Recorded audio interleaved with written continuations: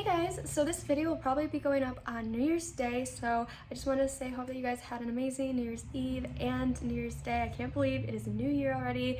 Let me know in the comments below what your New Year's resolutions are, if you have any, or what your thoughts are on resolutions, because I know some people are really against it, some people get really into it. I'm kind of in between. I like to focus on things that I've already been focusing on, but just putting in a little extra effort. But anyway, I'm rambling. I recently changed my hair. I went from having a coppery color to this half black, half red vibe.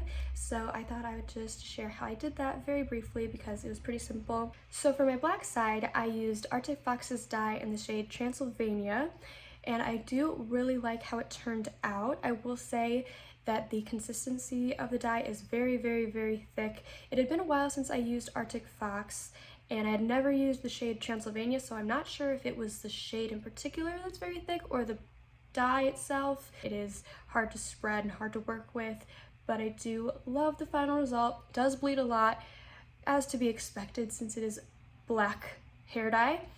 And I have no idea how it fades because I've never used black semi-permanent dye, so I'm very curious. I think some people said that it can fade green. We'll find out if it does. It probably will, but for now I am loving it. For my red side, I used Manic in the shade Vampire Red.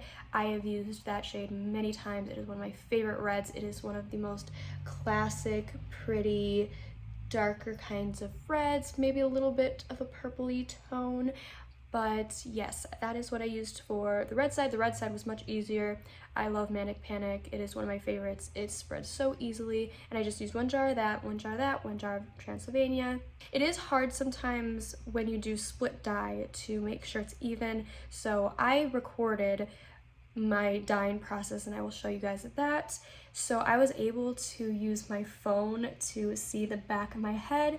If you don't do that, you could use a mirror. I definitely recommend having some sort of way to see the back of your head because otherwise you're just really going in blind. So yeah, make sure you have a camera or mirror to make sure you can see what's going on, or some help from somebody. That always works too, but that is the trickiest part. Other than that, it is pretty easy to do split dye. And I just washed it out in the shower together at the same time. I was really worried it was going to bleed together. Had no issue with that. So I will insert some clips and show you guys what the process looked like. But yeah, it was really easy. I love both colors and I would highly recommend doing split dye if you are interested. Don't be afraid, it is actually not as hard as it may seem. So definitely go for it if you're thinking about it. It is so much fun and I'm really happy with how it turned out.